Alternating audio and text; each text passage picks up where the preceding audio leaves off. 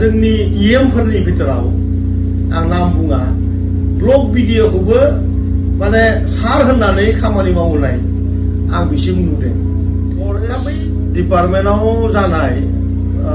जि encounter दासान्दि सोलिबाय थानाय फुंखा बसुमतारी बेवहाय फरेस्टनि इएम जेम्स बसुमतारीनि जि स्टेटमेन्ट आसरित माने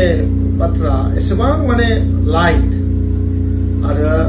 24 घन्टानि उनावबो गावनि डिपार्टमेन्टआव जानाय जाथायखौ डिटेल्स मोनथिलायि आरो जि रोखोमै लाइटै खोथाखौ बुंदों जे खबर मोनगोन खबर लागोन बे आसलते खालि जेम्स बसुमतारील' नङा जोंनि इउपिपिएलनि समावबो गोबां इएमफोरखौ जायनोखि केबिनेट रेंकनि मर्यादायाव थायो रायजोआ एथ' बुरजा भट लानानै देरहाहरो किन्तु गोबां दैदेनगिरिफोर दङ माने आसरित मालाबा दुखुबो नाङो आरो मिनिनोबो ओंखारो माने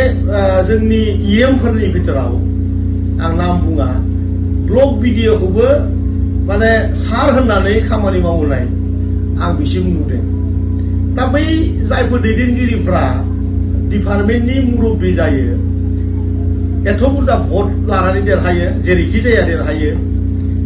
फैसा खरस खालामनानैबो देरहायो आरो रायजोजों अननानैबो देरहायो आरो धोरोमखौ लानानैबो देरहायो किन्तु इउपिपिएलआव जानाय जि जाथाय फरेस्ट गार्डआ रेन्जारनि थिननायाव सासे सेंग्राखौ गावथारदों आरो दाबो फुंखा बसुमतारीखौ सोरबा सासे रेन्जारनि थिननायाव दा दिनै सोरबा सासे फरेस्ट गार्डआ खाथिनिफ्राय खर'आव होथाबनानै गावथारदों होननानै जों खोनादों। दा बेयाव जोबोद माने दुखुनांथाव बाथ्राया बेनो जे दासिमहालागै रेन्जार बायदि साधारन माने पस्टनि मानसिखौ मोनसे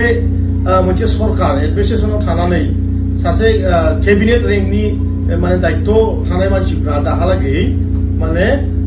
सासपेन्ड खालामनो हायाखै आरो जाय गावग्रा जायफ्रा टीम दंमोन जायफ्रा बेखौ खामानिखौ मावदों जाय माने फरेस्ट गार्डफ्रा बिसोरखौ दाहालागै साख्रिनिफ्राय टार्मिनेट बा सासपेनसन बा जियानो दि पानिशेबल जिखिनि जानांगौ दासिमबो किन्तु रायजो राजाया नुनो मोनाखै। आं माने बे खोथाखौ मालाबा लाजियो आरो दुखुबो नाङो माने मा धरननि माने लिडारफ्रा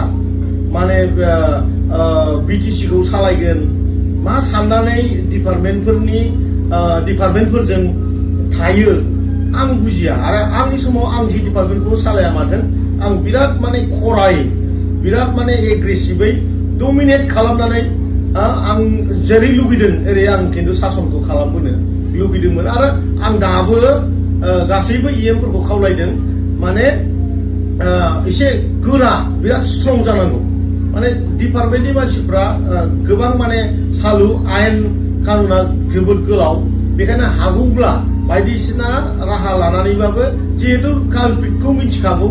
फरेस्ट रेन्जारनि इनभल्भमेन्टआव फरेस्ट गार्डफ्रा बे खामानिखौ मावदों गतिके पानिशमेन्टखौ दाहालागै एथ' गोबाव दोननो नाङामोन आं सानो आरो गोजोन्थों।